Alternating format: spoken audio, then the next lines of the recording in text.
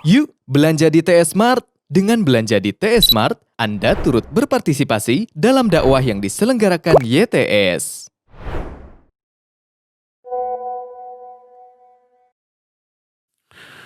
طيب بسم الله الرحمن الرحيم السلام عليكم ورحمة الله وبركاته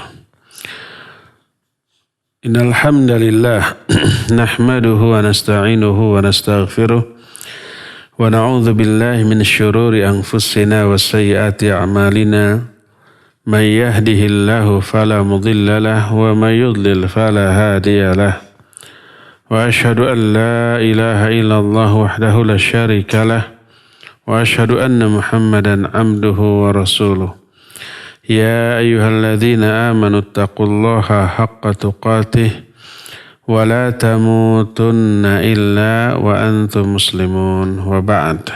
Alhamdulillah, kembali kita berjumpa pada pembahasan kitab Ad-Da'u wa Dawa susunan Al-Imam Ibnu Qayyim rahimahullahu ta'ala.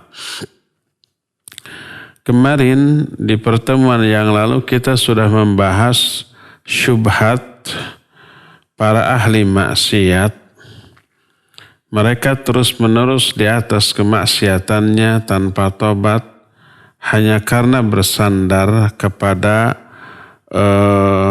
salah satu sifat Allah atau beberapa sifat Allah dengan penyandaran yang salah kaprah.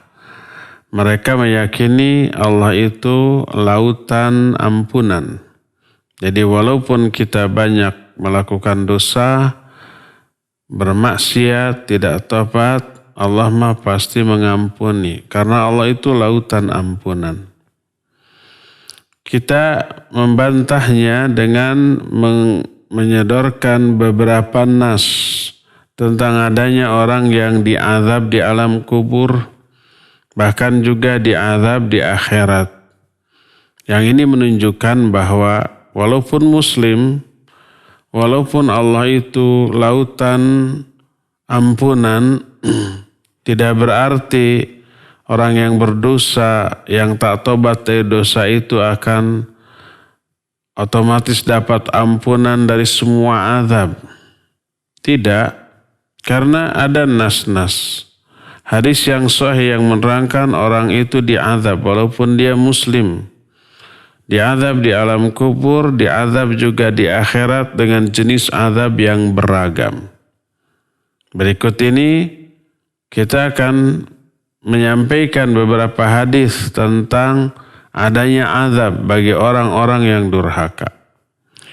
Dalam Sahihain, riwayat Bukhari dan Muslim, berkata Nabi SAW dalam hadis dari Ibnu Umar radhiyallahu anhuma, innal musawwirina yu'adzabuna yaumal qiyamah wa yuqalu lahum ahyu ma khalaqatum.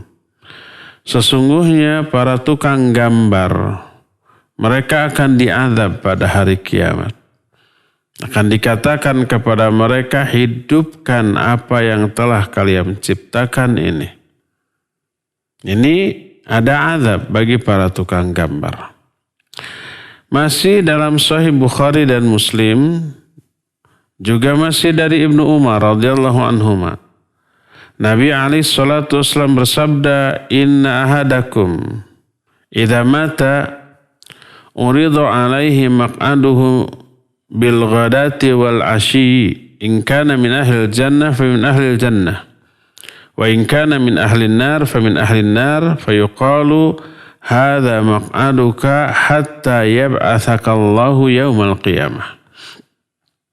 Sesungguhnya salah seorang di antara kalian atau kalian semua apabila mati masuk ke alam kubur, selama di alam kuburnya akan diperlihatkan kepadanya tempat tinggalnya nanti di akhirat. Setiap pagi dan petang. Kalau dia ahli surga, akan diperlihatkan rumahnya di surga, istananya yang megah beserta seluruh kekayaan yang ada di dalamnya, beserta bidadari-bidadari surganya diperlihatkan. Kalau dia ahli neraka, akan diperlihatkan tempat tinggal dia di neraka beserta kengerian azabnya. Lalu akan dikatakan kepada orang itu, inilah tempat tinggalmu nanti. Sampai Allah membangkitkan kamu pada hari kiamat nanti. Baru akan dimasukilah tempat tinggalnya. Jadi para calon ahli neraka diperlihatkan. Nanti tempat tinggal, tempat menetap dia setelah kiamat terjadi. Dan ini termasuk salah satu bentuk azab di dalam kubur, di alam kubur. Masih dalam Bukhari dan Muslim, masih dari Ibnu Umar radhiyallahu anhuma, Nabi alaihi salatu wasallam bersabda, "Idza sara ahlul jannati fil jannah wa ahlun nari fin nar, ji'a bil maut hatta yuqafa bainal jannati wan nar thumma yudbah thumma yunadi munadin ya ahlal jannah khuludun fala maut wa ya ahlan nar khuludun fala maut fayazdadu ahlul jannati farhan ila farhihim wa yazdadu ahlun nar khuznan ila khuznihim." Ketika seluruh ahli surga sudah masuk ke dalam surga dan seluruh ahli neraka sudah masuk ke dalam neraka, maka didatangkanlah al-maut, kematian. Dalam riwayat lain disebutkan kematian itu berwujud seekor kambing yang besar dengan tanduk yang besar. Lalu dia diberdirikan di suatu tempat antara surga dan neraka. Dalam riwayat lain dikatakan, "Hai para ahli surga, kalian kenal enggak apa ini?" Maka ahli surga mengenal. "Ya, kami kenal, itu adalah maut, itu kematian." "Hai ahli neraka, kamu tahu enggak apa ini? Kamu kenal?" Mereka bilang, "Ya, kami kenal, itu maut, itu kematian."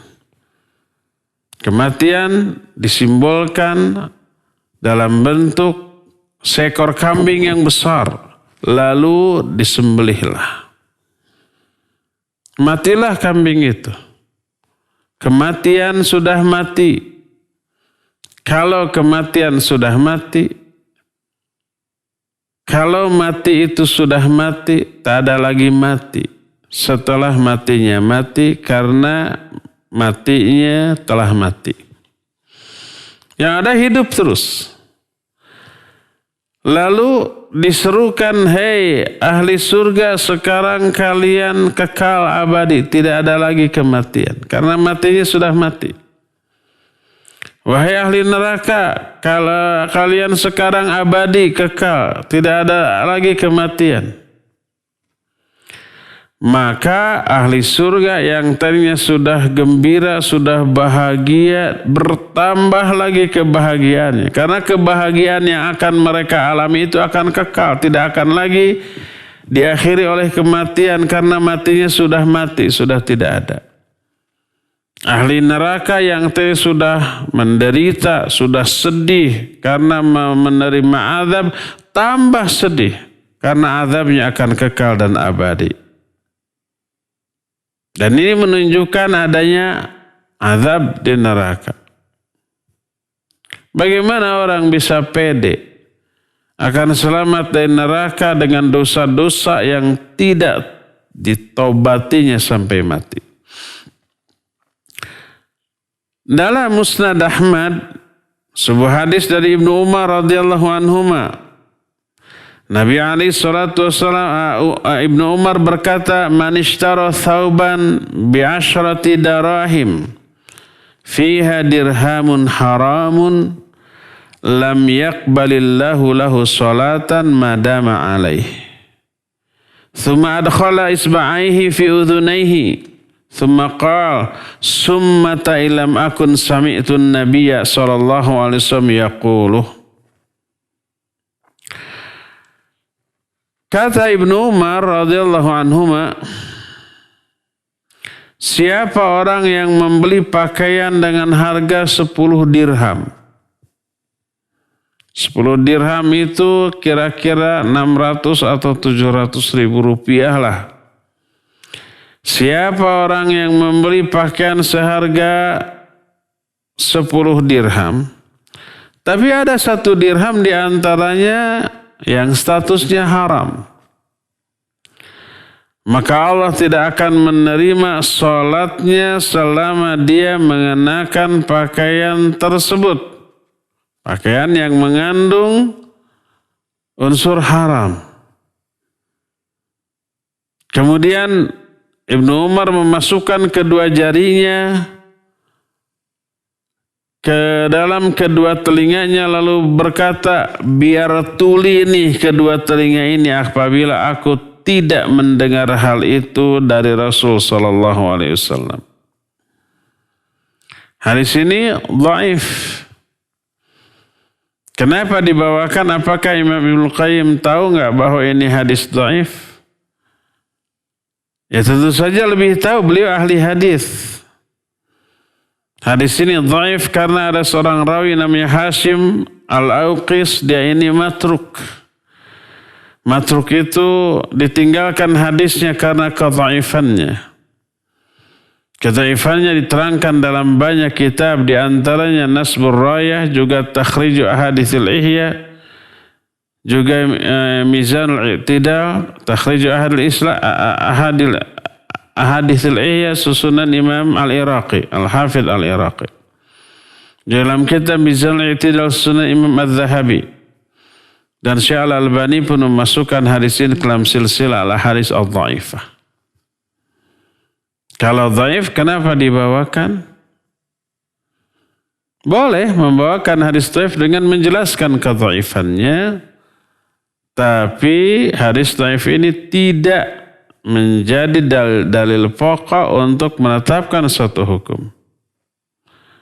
Tapi untuk tarhib itu hal yang sifatnya menakut-nakuti.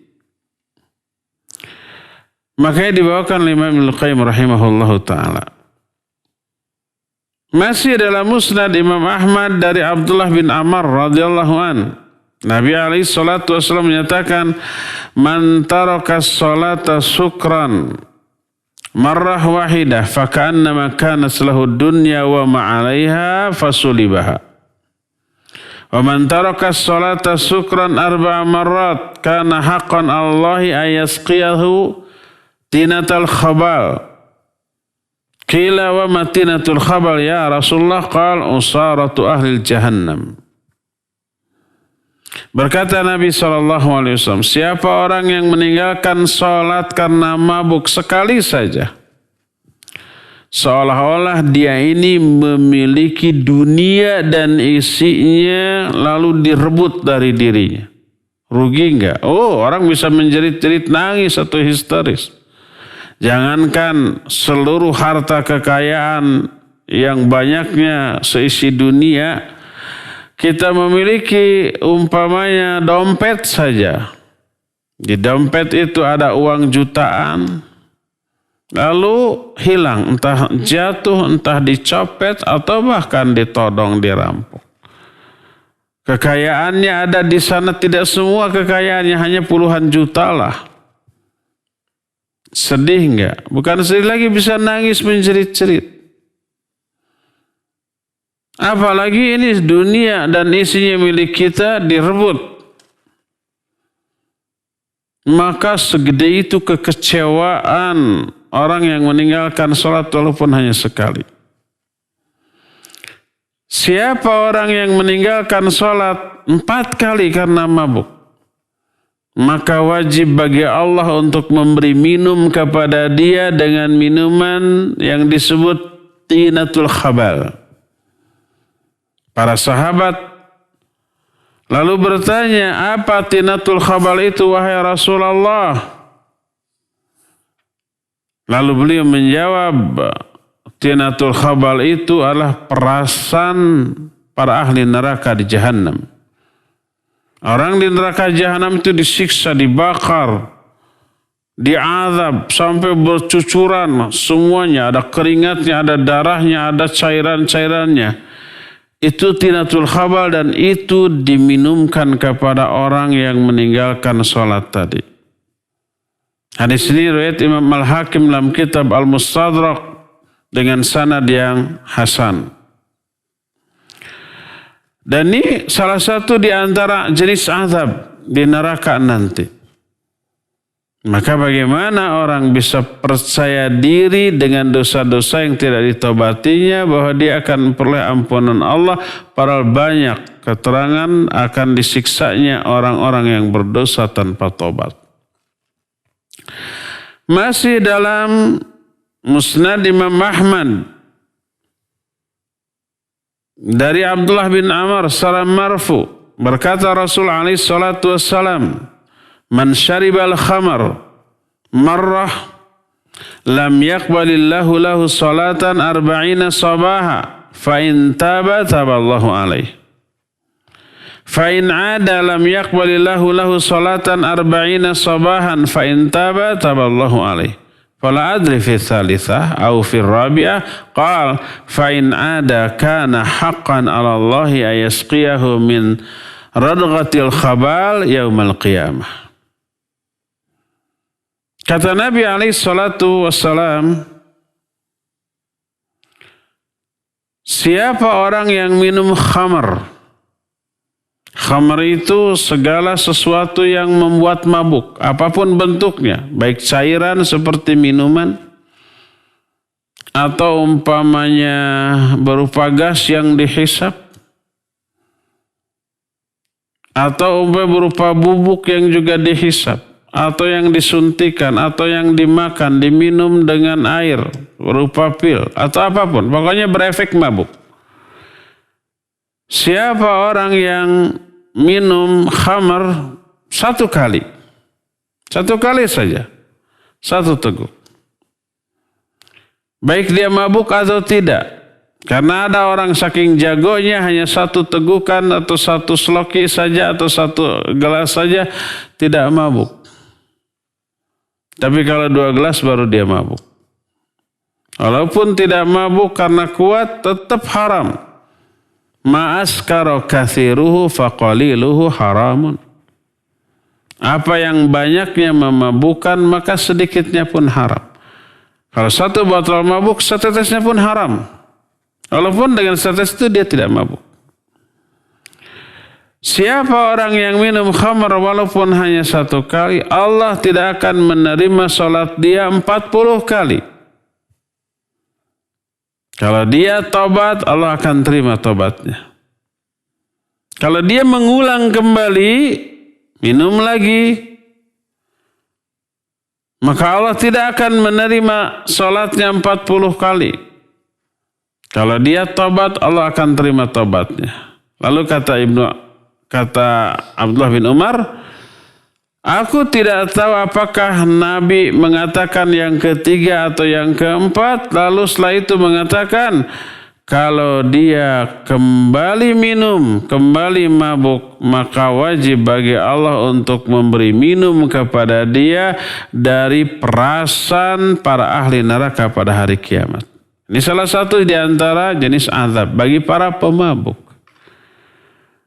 Maka kalau ada yang mabuk kemudian terus-menerus dan tidak tobat lalu pede, Allah akan mengampuninya. Sebab Allah mah lautan ampunan. Tanpa diazab dia salah, dia keliru. Ini ancamannya. Masih dalam Musnad Imam Ahmad dari Abu Musa radhiyallahu an, dia berkata Rasul alaihi salatu wasallam bersabda, man mata mudminan lil khamar saqahullahu min nahril ghutah. Qila wa ma nahrul ghutah? Qal nahrun yajri min furujil mumisat yu'dhi ahlan nari rihu furujihin. Waliyadzu billah. Kata Nabi SAW, siapa orang yang mati dalam keadaan sedang minum khamar, sedang nyekek botol OD, overdosis, kemudian mati sampai mulutnya berbusa. Mau mengatakan antara buih sama busa jadi berbuah. Siapa orang yang minum sampai berbuih atau berbusa minum. Ode, mati dia. Ada kan yang mati kayak begitu kan? Ingin gaya gitu, tapi nggak ada modal. Beli sedikit dicampur spiritus kan ada ya. Oplosan minum. Mati dia. Siapa yang mati dalam keadaan dia minum khamar, Allah akan memberi minum pada hari kiamat kepada dia dari sungai Ghutah. Ada sungai di neraka, namanya sungai Ghutah. Para sahabat bertanya, apakah sungai Ghutah itu wahai Rasulullah? Dijawab, sungai Ghutah adalah sungai yang airnya mengalir bersumber dari faraj-faraj para wanita pezina. Jadi para wanita pezina itu dari farajnya mengeluarkan cairan berupa entah nanah, darah dan yang sejenisnya. Seluruh ahli neraka terganggu dengan bau dari farajnya ini. Nah, minumannya diminumkan kepada orang yang tukang teler tadi. Waliyadzubillah. Nah, di sini riwayat Imam At-Tirmidzi, Imam Abu Daud At-Tayyalisi dengan sanad yang sahih sebagaimana diterangkan oleh Syekh Ahmad Syakir dalam kitab Syarah Al-Musnad. Dalam hadis lain masih dalam Musnad Imam Ahmad, Rasul alaihi salatu wasallam bersabda, yu'radun nasu yaumal qiyamah thalatha aradat. Fa amma aradatan fajidalun wa mughadirah. Fajidalun wa maghadir. Wa amma thalithah fa inna dhalika tatiru suhuf fil aidi fa akhidhum biyaminih wa akhidhum bishimalih. Kata Nabi SAW, manusia pada hari kiamat akan dihisab di 3 momen, di 3 kali. Adapun yang 2 kali adalah jidal dengan ma'adzir. Jidal itu artinya debat. Antara siapa ya? Antara Allah dengan manusia. Berargumentasi, Allah bertanya, dia menjawab, ada argumentasi, dibantah lagi, argumentasi dipatahkan oleh Allah. Kedua, ma'adzir. Ma'adzir itu mengemukakan uzur-uzur. Ya, saya begitu karena dulu begini. Saya begini dulu karena begitu. Adapun yang ketiga, maka ketika itu berterbanganlah suhuf-suhuf. Buku-buku catatan amal nanti berterbangan di kepala setiap orang. Ada yang menangkap buku catatan amalnya itu dengan tangan kanannya, ada juga yang dengan tangan kirinya. Momen seperti itu momen yang mengerikan, menegangkan itu. Secara psikis. Secara fisik capek lelah, secara psikis ya bisa dibayangkan tegangnya. Masih dalam Musnad Ahmad dari hadis Abdullah bin Mas'ud radhiyallahu an berkata Nabi alaihi salatu wasallam, iyyakum wa muhaqqiratiz dzunub fa innahunna yajtami'na 'ala rijal 'ala rajuli hatta yuhlikna. Fadaraba lahunna Rasul sallallahu alaihi wasallam mathalan. Kamathali qaumin nazalu arda falatin fahadara sani'ul qaum faja'ala ar-rajulu yantaliqu fayaji'u bil'ud war-rajul yaji'u bil'ud hatta jama'u sawadan wa ajjaju naran fa'andaju ma qadhafu fiha. Kata Rasul sallallahu alaihi wasallam, jauhi oleh kalian menganggap enteng terhadap dosa. Karena dosa-dosa walaupun kecil apabila terkumpul pada diri seseorang, dosa-dosa kecil yang banyak tersebut akan menghancurkan, membinasakan orang itu. Lalu Nabi SAW memberikan gambaran, memberikan perumpamaan. Seperti satu kaum, banyak orang tuh berangkat bareng-bareng. Kemudian mereka singgah di suatu tempat untuk istirahat. Di sebuah padang pasir yang luas. Mereka singgah untuk istirahat. Datanglah saatnya makan. Masak dulu kan? Maka ada orang yang masing-masing orang mencari kayu bakar. Ada orang yang hanya dapat satu batang kayu bakar kecil. Satu ud. Bahasa Sundanya rokrak. Rokrak itu apa ya? Satu ranting lah. Satu ranting. Satu orang satu ranting. Satu orang satu ranting. Ini ada banyak orang akhirnya bertumpuk. Menjadi tumpukan kayu bakar. Lalu mereka menyalakan api sampai matanglah makanan yang digodok di atasnya. Jadi api unggun yang besar yang melahirkan api yang besar pula itu terdiri dari satu batang ranting kecil yang dikumpulkan. Rantingnya kecil. Kalau dia satu ranting kecil ini dibakar dengan api, apinya kecil dan sebentar. Tapi kalau ditumpuk banyak, akhirnya menghasilkan api yang besar. Seperti itulah gambaran dosa-dosa kecil. Sekali dosa kecil, tidak ditobati, terus ditumpuk, lama-lama menjadi besar. Peribahasa di kita mengatakan sedikit demi sedikit, lama-lama menjadi bukit. Gunung besar pun itu terdiri dari jutaan tumpukan kerikil-kerikil kecil.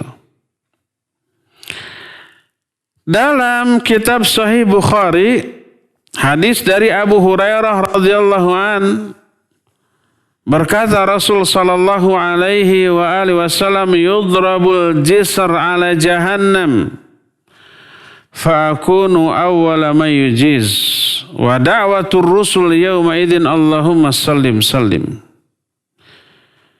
bihi kalalib mithlu syauqis sa'dan tahtafun nasa bi'amalihim faminhum al-mubaqu bi'amalih wa minhum al-mukhardal thumma yanju hatta idza faragha Allahu minal qada'i bainal ibad wa arada an yukhrija minan nari man arada an yarhama mimman kana yashhadu an la ilaha illallah amara al malaikata an yukhrijuhum faya'rifunahum bi'alamati athari sujud. Harrama Allahu 'alan nar an ta'kula min ibni Adam athar sujud. Fayukhrijunahum qad umtuhishu fayusabbu alaihim min ma'in yuqalu lahu ma'ul hayat fayambutuna nabatal habba fi hamilis sail. Dibentangkan jembatan di atas neraka Jahannam. Ini yang kemudian disebut dengan sebutan sirat. Akulah orang yang pertama kali menyeberang. Tentu saja Nabi SAW selamat menyeberang sampai ke seberang. Doa para rasul pada saat itu, ya Allah selamatkan umatku. Di sirat tersebut, di jembatan itu ada kalalib. Kalalib itu besi-besi yang panjang dan runcing menyerupai duri sadan. Itu besi hidup menyambar orang-orang yang nyebrang karena keburukan amal mereka dahulu ketika di dunia. Di antara mereka ada yang binasa, terjungkal masuk ke dalam neraka karena amalnya. Di antara mereka ada yang tercabik-cabik, Tapi kemudian dia selamat walaupun sudah tercabik-cabik sampai Allah selesai menetapkan urusan di kalangan hamba-hambanya, selesai menghisab.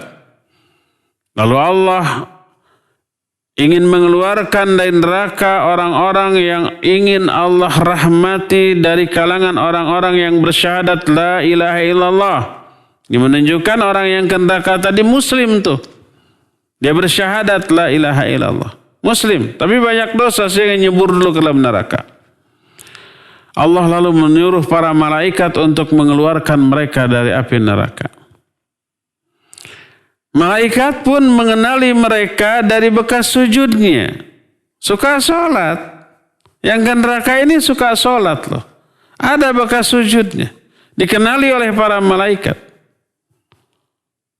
Allah mengharamkan atas neraka memakan bekas-bekas sujud dari kalangan Bani Adam.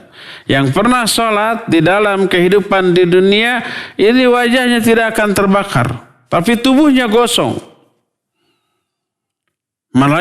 Para malaikat mengeluarkan mereka dalam keadaan seluruh tubuhnya sudah gosong. Lalu dibanjurlah tubuh mereka yang gosong itu dengan air yang disebut dengan sebutan air kehidupan. Lalu tumbuh lagilah dagingnya, darahnya, seluruh bagian tubuhnya seperti tumbuhnya biji atau benih yang ditanam di daerah aliran air. Kebasahi, kesiram airnya tumbuh seperti itu. Kita lihat hadis sahih riwayat Imam Al-Bukhari ini menjelaskan ada orang yang suka sholat. Muslim berarti, tidak sekedar muslim dia suka sholat. Tapi masuk ke dalam neraka, diazab di dalam neraka. Karena dosa-dosanya, karena amal buruknya. Ini yang menyebabkan kita tidak boleh lalai dan terlalu percaya diri Allah akan mengampuni kita walaupun kita banyak dosa. Karena Allah mah lautan hampura, lautan ampunan. Iya, lautan ampunan itu kepada orang yang tobat dari dosa-dosanya. Baru diberikan. Allah Maha Pengampun, memberi ampunan bagi orang yang minta ampun. Bertaubat atas dosa-dosanya. Kalau tidak, ya tidak. Dalam Sahih Muslim, masih dari Abu Hurairah radhiyallahu an, dia berkata, aku mendengar Rasul alaihi salatu wasallam bersabda. Ini hadis sangat mengerikan. Karena yang terkena azab dalam hadis ini orang-orang yang dianggap baik, soleh, luar biasa, melebihi umumnya banyak orang. Coba perhatikan hadis ini. Kata Nabi alaihi salatu wasallam, "Inna awalan nasi yuqda fihi yaumal qiyamah thalatha.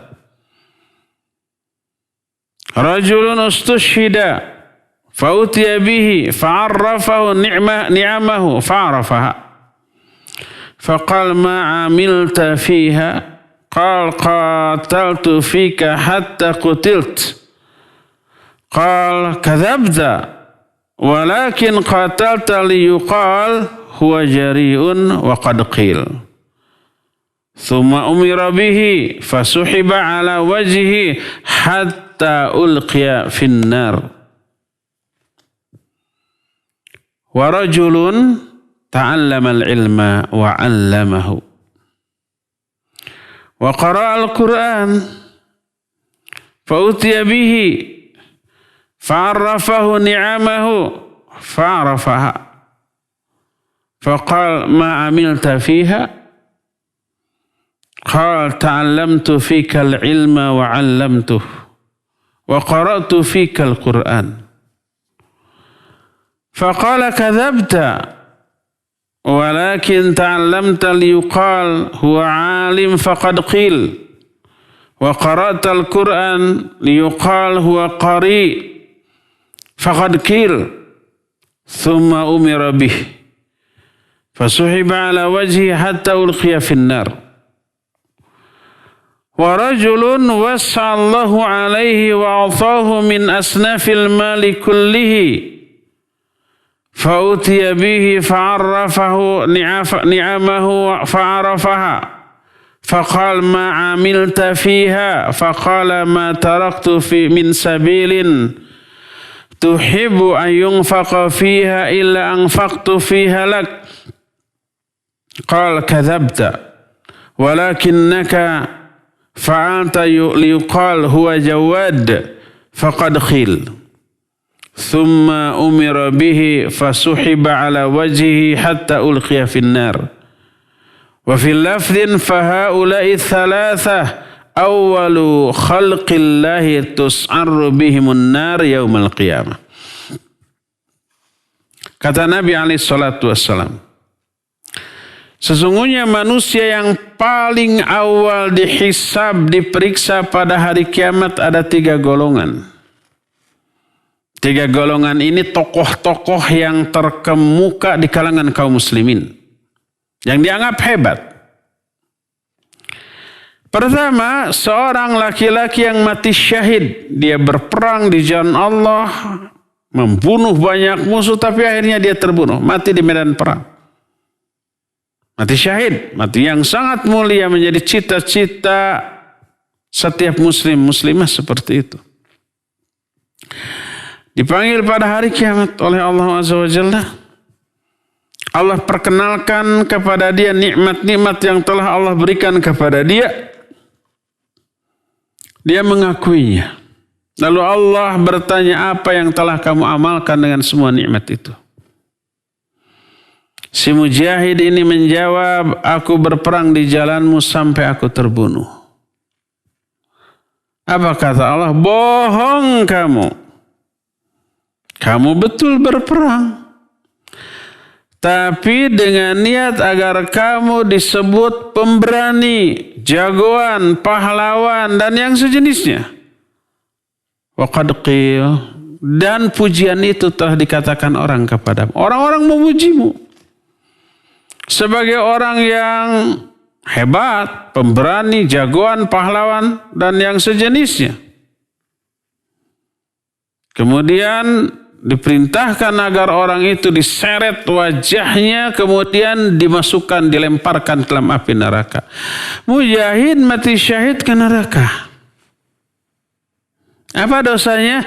Dosanya niatnya yang keliru, yang salah. Ria, ingin dipuji. Amalnya bagus, perang, jihad. Efeknya, dampaknya kepada kaum muslimin luar biasa bagus. Bagikan lilin, menerangi sekitar tapi membakar diri sendiri. Ini orang yang ria nih. Kedua, dipanggil orang yang dahulu di dunianya ustaz, kiai, ajengan, da'i, mubaligh, ulama. Apa kerjanya? Dia ini belajar ilmu, mengajarkan ilmu. Gitu saja. Yang dia lakukan dalam kehidupan kesehariannya belajar, mengajar, belajar, mengajar. Kalau ngajar terus salah, kapan belajarnya? Apa yang diajarkan kalau nggak belajar?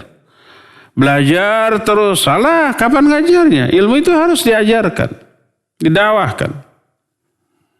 Dia pun membaca Al-Quran. Bayangkan, kegiatannya barokah, belajar ilmu, mengajarkan ilmu, membaca Al-Quran.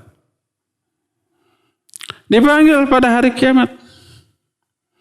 Allah perkenalkan, ingatkan dia nikmat yang telah Allah berikan kepada dia dan dia mengakuinya. Lalu Allah bertanya, apa yang telah kamu lakukan dengan nikmat yang aku berikan kepadamu? Dia diberi nikmat sehat, diberi nikmat cerdas, pinter gitu ya. Diberi waktu yang luang dan juga mungkin uang untuk belajar. Bekal untuk mencari ilmu. Ditanya apa yang sudah kamu lakukan dengan semua nikmat itu? Dia menjawab, aku belajar ilmu dan mengajarkannya dan membaca Al-Quran. Ini orang terpandang di tengah masyarakat. Kata Allah, dusta kamu. Tapi kamu belajar agar kamu disebut alim. Niatnya, motivasi belajar mengajarnya itu ingin dipuji orang.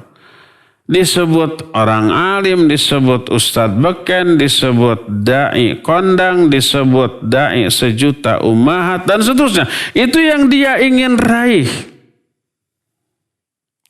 Qad qil, dan pujian itu telah dikatakan orang kepadamu.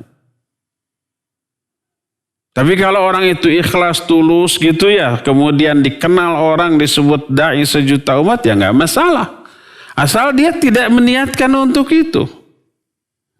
Pujian orang kepada seseorang yang beramal soleh disebut dengan sebutan balasan yang disegerakan di dunia, tanpa merusak balasan yang akan diberikan di akhirat, tanpa mengurangi. Asal niatnya bukan itu ya. Asal niatnya bukan itu. Dan dia tidak ujub, tidak takabur dengan pujian orang. Wah, kamu hebat. Saya tuh. Enggak begitu.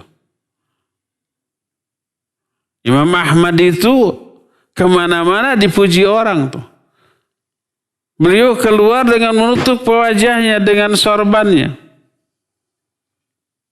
Orang-orang tidak mengenalnya bahwa itu Imam Ahmad. Tak ada satu kerumunan orang yang dilewati oleh Imam Ahmad kecuali terdengar orang-orang itu sedang membicarakan dirinya. Bukan ghibah, tapi yang dibicarakan itu kebaikannya, ilmunya, kesolehannya, ibadahnya, kemuliaan akhlaknya. Dipuji habis tuh Imam Ahmad. Ya tahu bahwa Imam Ahmad baru aja lewat mendengar omongan mereka. Mendengar itu Imam Ahmad bukan bangga, saya alhamdulillah dipuji di mana-mana. Enggak begitu. Beliau menyatakan, ya laitani istidrajan. Celaka aku, jangan-jangan ini istidraj. Tuh begitu.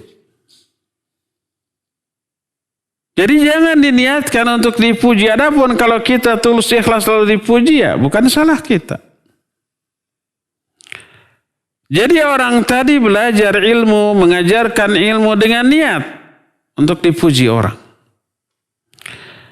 Kata Allah, bohong kamu belajar agar dikatakan sebagai orang alim, kamu membaca Al-Quran agar disebut dengan sebutan qari, dan semua pujian itu telah dikatakan orang kepadamu. Lalu diperintahkan agar orang itu diseret lagi pada wajahnya, beleweng, dilemparkan ke dalam api neraka. Belawang ini nggak ada terjemahannya. Belawang itu ungkapan untuk sesuatu yang dilemparkan gitu. Lalu dipanggillah orang yang ketiga. Orang yang Allah luaskan hartanya ketika di dunia. Hartanya melimpah, bro dijuru, bro dipantau, ngalayah di tengah imah, lubak libuk, nepikan kata kalebok. Saking banyaknya itu hartanya. Bukan 7 turunan, lagi 10 turunan, gak habis tuh. Allah panggil, diperkenalkan nikmat-nikmat yang Allah berikan kepada dia. Dia mengakuinya, lalu ditanya, apa yang kamu sudah amalkan dengan nikmat itu? Nikmat harta tentu saja. Dia berkata, tidak pernah aku lewatkan satu momen yang engkau suka untuk berinfak di momen itu, kecuali pasti aku akan berinfak di sana. Ada masjid yang sedang dibangun. Berapa anggaran masjid itu? Tanya. 5 miliar. Bikin yang 10 miliar. Nih dari saya. Ada pondok pesantren yang sedang dibangun. Berapa anggarannya? 12 miliar. Udah dari saya semuanya. Bikin jadi 15 miliar. Ini pondok di sini di Selacau yang sekarang sedang kita bangun ini. Anggarannya sekian. Masih dicicil sedikit demi sedikit lumayan. Nih infak sedekah. Ada apapun nih, ada proyek untuk santunan anak yatim, anak-anak fukara dan masakin. Berapa anggaran? Sekian. Buat 2 kali lipat. Nih dari saya. Jadi tidak ada satupun momen yang Allah cinta untuk infak di sana kecuali aku berinfak. Dijawab oleh Allah, bohong kamu.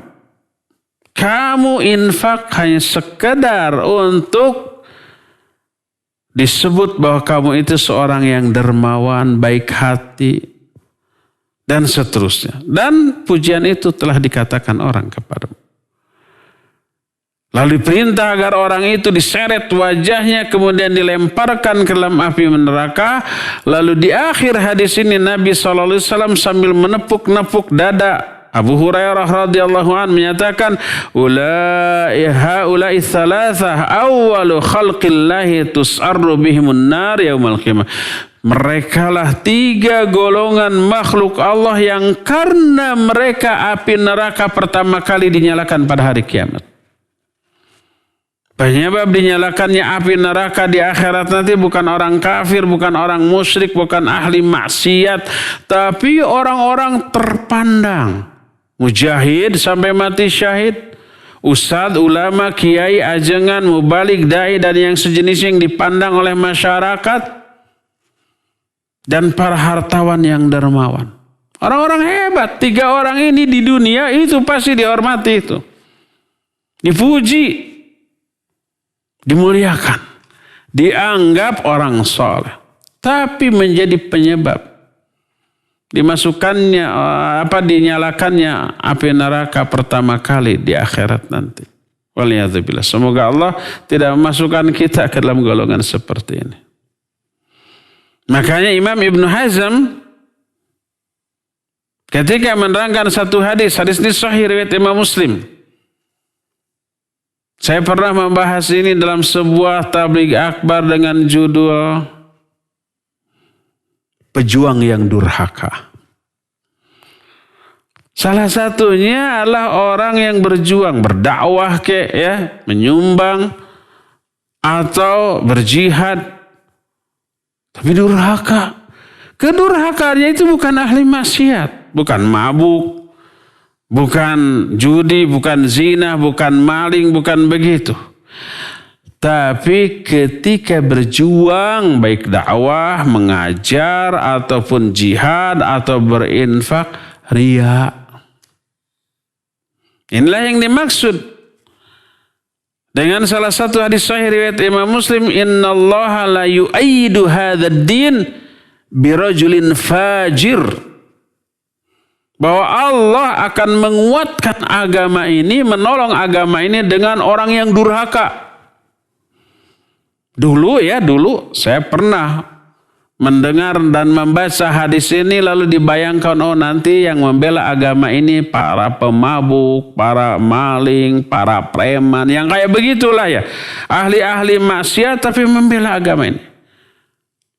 Langsung difahami dari hadis itu, Allah akan mengokohkan, menguatkan, membela agama ini dengan orang-orang durhaka. Ternyata setelah dibaca syarahnya dari kalangan para ulama, bukan begitu.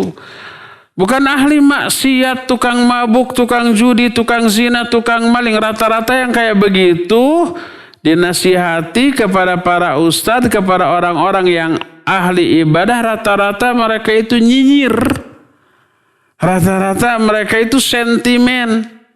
Sok siapa yang berani mengganggu ahwat-ahwat yang berjilbab, yang berhijab lewat di hadapan kumpulan para pemuda, diganggu, digoda, dikata-katain, ada ninja lewat, ada bebegik sawah, macam-macam. Siapa? Itu ahli maksiat rata-rata. Bukan menolong agama ini, tapi malah menjadi penghambat. Lalu apa yang dimaksud Allah akan membela agama ini dengan laki-laki fajir? Maknanya adalah orang yang membela agama ini secara real, nyata, dengan uangnya, dengan hartanya, dengan tenaganya, dengan ilmunya, tapi niatnya riya. Di saat orang ibadah tapi riya, orang itu durhaka, orang itu ahli maksiat. Maksiat dengan keriaannya. Salat aja kalau riya mah terancam neraka, fawailul lil musallin alladzina hum an salatihim alladzina hum yuraun. Salat tapi riya, neraka ancaman. Demikian juga yang lain, ketika dia salat tapi riya, dia sedang bermaksiat dengan riyanya, bukan dengan salatnya. Ketika orang berjihad, perang, membela agama Allah, membasmi orang-orang kafir, tapi riya, dia sedang bermaksiat dengan riyanya. Ketika orang berdakwah, ngajar, belajar, membaca Al-Quran, tapi ria, dia sedang bermaksiat kepada Allah dengan rianya. Jihadnya, dakwahnya, ngajarnya, sumbangannya manfaat bagi umat. Islam jadi tertolong dengan jihadnya, dengan dakwahnya, dengan sumbangannya.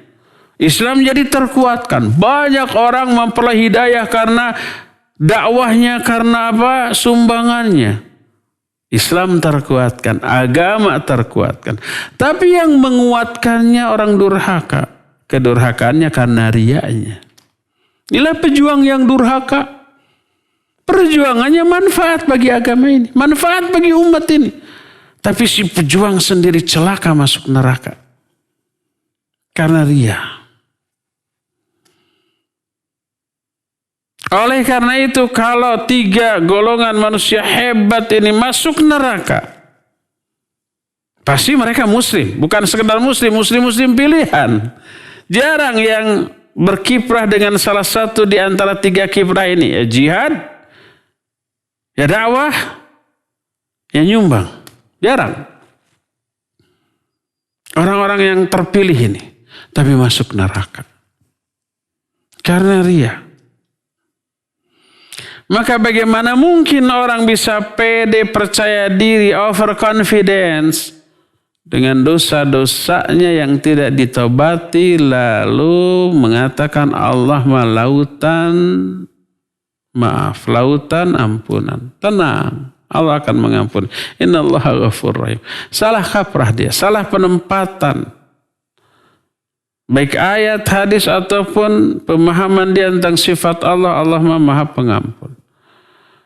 Jadi lihatlah beragam azab baik di alam kubur apalagi di akhirat, di neraka nanti, dan itu terkena terhadap orang-orang muslim juga yang suka sholat, suka ibadah, tapi banyak melakukan dosa.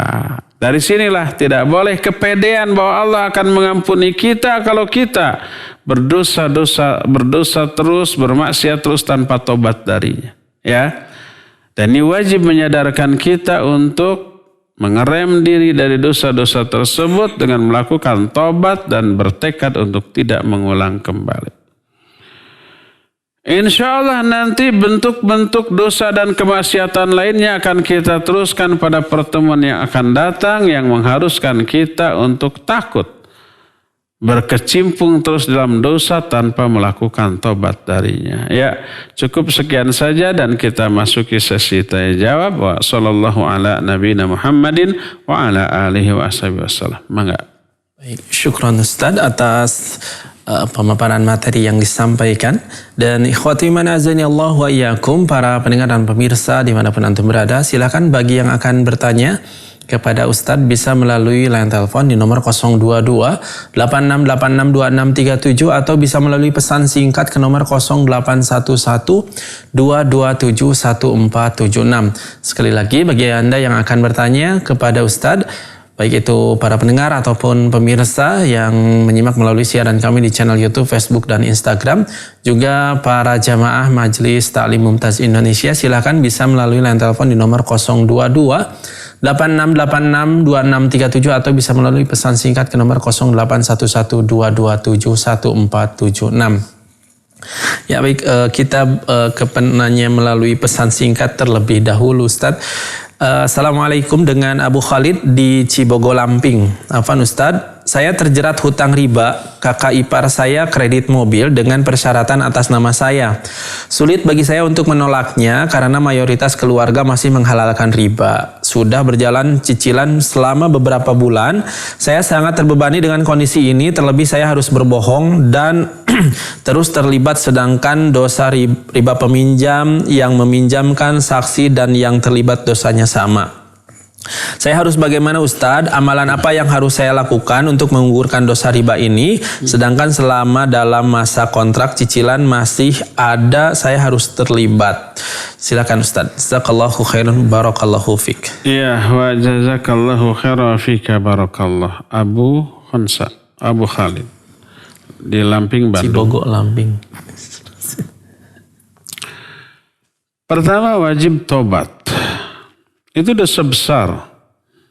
Orang yang kekeh terhadap riba setelah tahu itu dosa besar sama dengan ngajak perang kepada Allah Azza wa Jalla. Lancang banget. Wajib taubat. Berhenti, menyesal, bertekad tidak mengulang kembali. Itu ta'awun alal itsmi wal udwan. Jangankan hanya kakak, orang tua sekalipun memaksa kita untuk riba, maka tidak boleh untuk ditaati. Apapun tindakan mereka. Hanya cara menolaknya aja dengan yang baik. Kalau toh mereka masih belum menerima bahwa riba itu haram, ya enggak, terserah mereka. Tapi jangan libatkan saya dalam perkara yang saya yakini keharamannya. Gitu aja bilang. Apapun tindakan mereka, mau dikucilkan kek, mau dihina kek, mau dipukul kek, itu resiko dari sebuah sikap. Resiko dari sebuah kebenaran. Harus ada resiko, iya harus ya. Nah sekarang sudah kadung begitu, yang jelas itu dosa besar, Bu. Dosanya bukan hanya kecil, dosa besar. Sekecil-kecil dosa riba sama dengan sebesar-besar dosa zina. Kalau kita, jangan kita. Kalau seseorang berzina dengan orang yang tidak dikenal itu dosa besar. Tapi lebih besar lagi dosanya kalau berzinahnya dengan tetangga. Lebih besar lagi kalau zinahnya dilakukan dengan kerabat. Lebih gede lagi dosanya kalau zinahnya dilakukan dengan kerabat terdekat seperti umpamanya adik atau kakak kandung. Dan sebesar-besar dosa zina kalau seseorang berzina dengan ibunya atau dengan anaknya. Dosa terbesar. Nah sekecil-kecil dosa riba sebanding dengan dosa seseorang berzina dengan ibunya. Kebayang nggak dosa riba yang lebih besar lagi daripada itu? Waliyadzubillah. Jangan main-main loh dengan riba. Wajib bertobat dari hal itu, ya. Menyesal, keluarkan air mata. Bila perlu air mata darah, keluarkan untuk menyesalinya. Bertekad tidak mengulang kembali. Nah, sekarang proses ribanya masih berjalan. Apa yang harus kita lakukan? Ya, wajib untuk kita tuntaskan terlebih dahulu. Wajib dibayar. Kalau ada aset yang bisa dijual, aset itu jual. Kalau itu rumah, jual lagi rumah. Kalau itu mobil, jual lagi mobilnya. Punya rumah, punya mobil tidak wajib. Melunasi hutang apalagi membebaskan diri menyelesaikan riba lebih wajib lagi. Yang wajib itu harus lebih didahulukan daripada yang tidak wajib. Punya mobil tidak wajib, punya rumah tidak wajib. Ya, melunasi hutang itu wajib. Dan ketika seseorang punya hutang, kalau dia mampu membayar dengan cara menjual aset, sebagian aset, tapi tidak membayar, selama itu dia zalim. Nutilul ghina zulmun. Menunda-nunda pembayaran hutang kalau dia mampu adalah sebuah kezaliman. Maka para jamaah yang punya kartu kredit tuh, kartu kredit itu kartu untuk ngutang tuh, uang punya, cash punya, bisa bayar cash, dikredit. Ya, hanya karena mengejar gaya hidup. Kalau belanja pakai cash itu, pertama kalau cash belanjanya jutaan, cash. Sayang kan kalau lihat cashnya langsung dibayar. Kalau pakai kartu kredit, tanda tangan. Pertama kelihatan gaya. Kedua, karena wujud cash uangnya tidak kelihatan, nggak sayang mengeluarkan uang segede gimana pun. Ya. Mengejar gaya hidup sampai berani berkecimpung dalam dosa yang sangat besar. Berani menentang Allah, mengajak perang kepada Allah dan Rasulnya. Jadi wajib untuk apa? Dilunasi, diselesaikan secepat mungkin. Bila harus menjual aset, jual aset tersebut untuk melunasi hutang kita. Untuk bisa membebaskan diri secepatnya dari riba. Tapi berat bagi saya itu karena imannya yang lemah, lebih suka dimusuhi oleh Allah Subhanahu wa ta'ala demi mempertahankan harta yang gak seberapa, dan kelak Allah pasti akan ganti. Kalau kita untuk meraih ridho Allah, kita korbankan harta, Allah akan ganti dengan yang berlipat. Allah berikan barokahnya. Segera dilunasi utang itu. Jangan cicil mencicil, jual sebagian aset. Apa yang bisa dijual, jual sebagian aset. Kalau itu tadi itu untuk apa? Rumah apa mobil? Mobil, jual mobilnya. Tapi kan mobilnya bukan milik saya, tapi milik kakak saya, suruh jual untuk membebaskan dirinya. Ya. Oleh karena itulah maka tergantung kita sebenarnya pilihannya. Mau tetap aman dari masalah dengan sama manusia, tapi selama itu dimurkai oleh Allah, dilanat oleh Allah, dicabut barokah dari rizki dan kehidupan kita oleh Allah, tapi aman dengan sesama manusia, atau sebaliknya. Siapa yang lebih didahulukan, Allah atau sesama manusia? Ya, tinggal pilihan di tangan kita. Semoga Allah Azza wa Jalla cepat memudahkan si penanya tadi untuk terlepas dari jeratan riba ini. Wallahu a'lam. Silakan lagi. Baik, syukran Ustaz atas jawabannya. Kita beralih ke penanya melalui line telepon di nomor 0228686267. Ya, silakan. Assalamualaikum warahmatullahi wabarakatuh. Waalaikumsalam. Assalamualaikum warahmatullahi wabarakatuh. Dengan Bapak siapa di mana? Saya Tasli dari Sukahaji. Oh, Bapak Tasli Haji. Silakan Pak pertanyaannya. Barokallahu fiik Ustaz. Ustaz, saya mau bertanya perihal menuntut ilmu Ustaz. Kalau andaikan dari awal itu menuntut ilmu bukan karena Allah namun karena yang lain, apakah di perjalanan ini karena terus-terusan belajar, kemudian apakah dia bisa terbelokkan menjadi betul-betul karena Allah? Mohon penjelasannya Ustaz. Jazakallah khairan.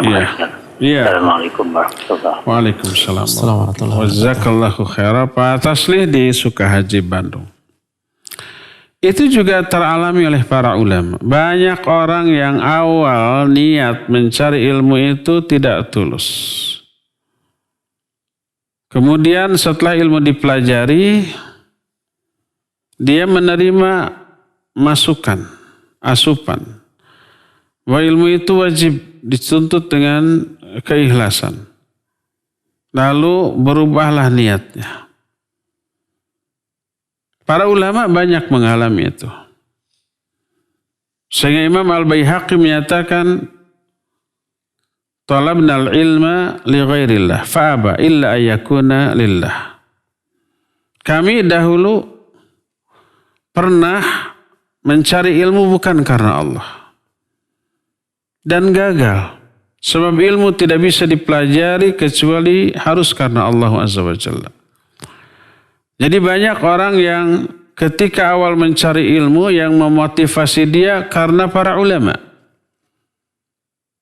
Para ulama begitu diagungkan, dimuliakan, dipuji. Dia ingin seperti itu. Akhirnya dia belajar ilmu dengan niat agar memperoleh pujian seperti yang dialami oleh para ulama tersebut. Lalu dia meniatkan untuk itu, belajar.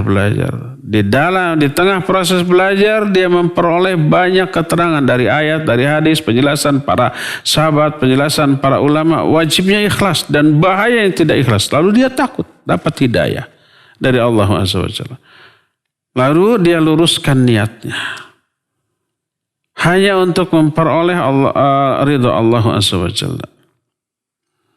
Ketika kita menjelaskan sebuah kutaib dengan judul Awaiqut Talab, kendala bagi para penuntut ilmu. Ada orang yang dia tidak faham agama dan juga miskin, kemudian dia tertarik jatuh hati kepada seorang wanita yang kaya raya dan cantik jelita, bangsawan kaya raya cantik jelita. Dia lamar wanita itu, ditolak. Dia akhirnya berpikir hanya satu di antara dua yang membuat lamarannya itu lamarannya itu diterima. Pertama kehormatan, yang kedua karena kekayaan. Satu di antara dua ini yang menyebabkan lamarannya akan diterima. Mana yang harus saya cari? Apakah kekayaan atau kehormatan? Ternyata dia memilih mencari ilmu. Dia ingin menjadi seorang yang alim, seorang ulama yang terhormat. Kemudian setelah itu dia akan melamar wanita itu. Dia belajar ilmu. Niat awalnya apa? Untuk melamar seorang wanita. Tapi di tengah proses belajar dia sadar itu keliru, salah besar. Terancam dengan ancaman neraka. Akhirnya dia bersihkan niatnya dari hal itu. Dia fokus belajar ilmu karena Allah Azza wa Jalla. Akhirnya dia menjadi seorang alim yang terkenal. Seorang ulama besar yang dihormati. Setelah itu apa yang terjadi? Wanita yang dulu dilamarnya datang mengirim utusan menawarkan diri untuk menjadi istrinya. Bayangkan. Ya dia kaya raya, ya cantik jelita, ya terhormat sebagai bangsawan. Menawarkan diri untuk menjadi istrinya. Apa yang terjadi? Dia tolak tawaran wanita seperti itu. Karena sudah lempeng tuh niatnya. Lurus, ingat. Dengan ilmu kehormatan teraih. Dengan ilmu para wanita yang tadinya dikejar-kejar, disukai tapi kemudian menolak. Sehingga dia merasa terhina, ternyata balik arah menjadi menawarkan diri untuk menjadi istrinya. Jadi iya banyak pengalaman yang juga teralami oleh para ulama. Awalnya salah niat. Tapi di tengah jalan terluruskan, terbersihkan menjadi lillahi ta'ala. Setelah lurus maka tak ada lagi minat untuk mengejar dunia. Ketika dunia ini tak ada harganya dalam pandangan dia, maka dunia pun berebut mengejarnya. Oleh karena itu burulah akhirat, kejarlah akhirat, maka dunia akan mengejarmu. Tapi ketika kamu mengejar dunia, membelakangi akhirat, maka dunia akan lari meninggalkanmu dan akhirat pun menjauh dari dirimu. Ya, demikian Pak Tasli, wallahu a'lam. Silakan lagi. Baik, syukran Ustaz atas jawabannya. Kita beralih ke penanya melalui pesan singkat dari hamba Allah. Beliau bertanya, Ustadz, saya suka agak memperlihatkan beberapa ibadah-ibadah saya pada suami saya dengan maksud agar suami bisa terpengaruh. Apakah itu termasuk riya Ustadz? Jazakallahu khairan. Silakan. Barakallah. Boleh nggak menampakkan ibadah, memberitahukan ibadah, bukan niat untuk dipuji, tapi niat agar diikuti, diturut. Itu mah bukan boleh, tapi super bagus. Karena itu bukan menginginkan memperoleh apa-apa yang ada di tangan manusia, baik pujiannya, sanjungannya, likes-nya, jempolnya, atau hartanya, uangnya, kedudukannya, bukan. Tapi tetap ingin memperoleh apa yang ada di sisi Allah. Dia akan terkena dengan hadis sahih riwayat Imam Muslim, man sanna fil Islam sunnatan hasanatan falahu ajruha wa ajru man amila biha min ghairi ayun qasa min ujurihim syai'a. Siapa orang yang menunjukkan satu jalan dalam Islam, ke jalan kebaikan, dia akan memperoleh pahala ditambah pahala orang-orang yang mengikuti kebaikan itu tanpa mengurangi pahala mereka sedikit pun. Yang menjadi asbabul wurud dari hadis ini adalah karena kasus. Ada rombongan orang dari jauh kelihatan susah, kehabisan bekal makanan, minuman. Nabi SAW pun sampai iba melihatnya. Kemudian Nabi pulang ke rumah untuk mencari makanan, tak ada seorang pun atau ada makanan yang bisa diberikan. Lalu Nabi menganjurkan siapa yang mau memberikan sumbangan kepada orang ini. Tidak ada yang merespon. Sampai terlihat kekecewaan ekspresi pada wajah Nabi SAW. Tiba-tiba ada seseorang kemudian memberikan ini. Begitu melihat ada seorang yang memulai, yang lain-lain kemudian mengikuti. Terus sampai bertumpuk sumbangan yang banyak bagi orang ini. Kelihatan wajah ekspresi Nabi SAW sumringah. Lalu berkata, man sanna fil Islam sunnatan hasanatan falahu ajruha wa ajru man amila biha. Siapa orang yang menunjukkan satu jalan kebaikan dalam Islam, memulai merintis, mencontoh, memberi contoh orang lain untuk berbuat kebaikan, jadi dia memperlihatkan kebaikan itu untuk dicontoh. Lalu dicontoh oleh banyak orang, dia memperoleh pahala, ditambah pahala orang-orang yang mengikuti kebaikan dia, mengikuti contoh yang dia berikan, tanpa mengurangi pahala orang-orang yang mengikuti kebaikan itu sedikit pun. Pahala mereka utuh, tapi yang merintisnya ini memperoleh limpahan pahala dari semua yang mengikutinya. Jadi ada kalanya kita mengajak orang untuk berbuat kebaikan bukan dengan lisan, tapi dengan contoh nyata diperlihatkan. Dengan melihat kita orang-orang mengikuti kebaikan yang kita lakukan, yaitu bagus. Termasuk ria enggak? Enggak. Asal sekali lagi tujuannya untuk itu. Kecuali kalau tujuannya saya ingin dipuji sebagai perintis kebaikan. Semoga kalau saya melakukan kebaikan yang lain nyusul jadi viral. Jadi viral di dunia maya umpama. Nah, itu mah tetap berarti mengharapkan pujian, sanjungan. Hapus itunya. Menginginkan sanjungan dari sama manusia, hapus. Inginkanlah bahwa yang kita lakukan semoga menjadi jalan hidayah bagi orang lain, ya. Wallahu a'lam. Silakan lagi terakhir ya. Ya, baik. Syukran Ustaz atas jawabannya. Kita beralih ke penanya melalui pesan singkat yang dari Assalamualaikum warahmatullahi wabarakatuh. Ustadz, bolehkah seorang ibu membayarkan hutang riba anaknya dari dana zakat?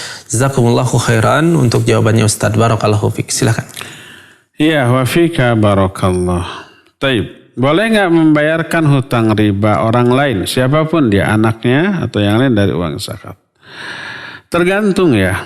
Kalau orang tersebut tidak tobat dari ribanya, jangan dibantu. Kalau kita bayarkan lunas, nanti dia pinjam lagi. Bisa lebih besar daripada sebelumnya karena kondisinya baik. Oh, dia bagus, lunas pada waktunya atau sebelum waktunya. Akhirnya dia tawarin lagi kredit, pinjam lagi. Akhirnya dia tidak tobat. Tidak berhenti dari ribanya. Kalau yang seperti itu jangan dibantu. Karena membantunya tidak maslahat, bahkan madarat.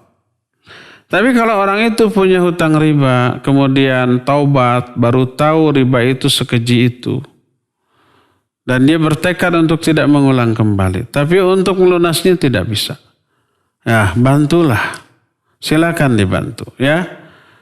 Kalau dia memang tidak memiliki apapun untuk dibayarkan, berarti dia masuk fakir, masuk miskin, dia berhak untuk memperoleh zakat.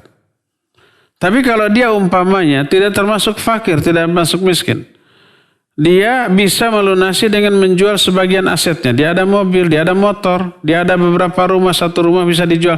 Cuma biasanya sayang gitu ya.